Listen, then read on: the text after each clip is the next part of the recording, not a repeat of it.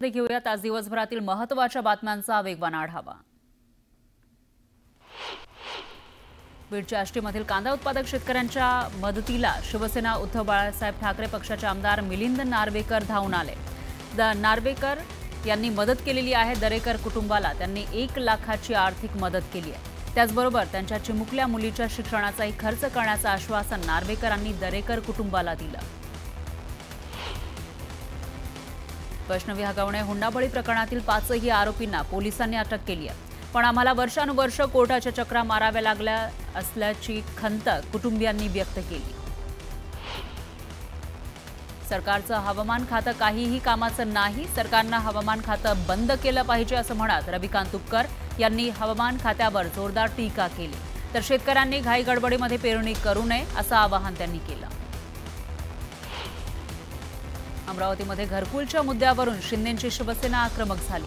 यावेळी गटविकास अधिकारी कार्यालयातील कर्मचाऱ्यांना जिल्हाप्रमुखांनी कानशिलात लगावली। तातडीनं नागरिकांना घरकुलाचे पैसे देण्याची मागणी करण्यात आली। नाशिकच्या शिंदे टोलनाक्यावर टवाळखोरांनी धिंगाणा घातला। ही संपूर्ण घटना सीसीटीव्हीमध्ये कैद झाली। या प्रकरणात पोलीस ठाण्यामध्ये गुन्हा दाखल करण्यात आला।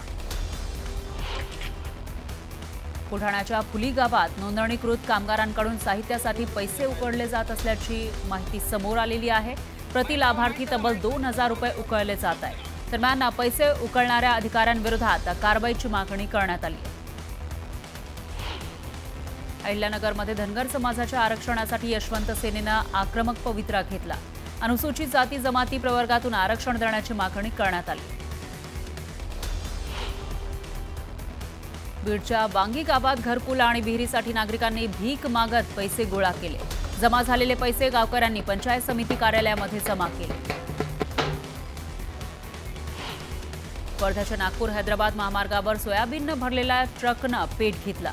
त्यामुळे महामार्गावरील वाहतूक विस्कळीत झाली। सुदैवानं यामध्ये जीवितहानी झाली नाही।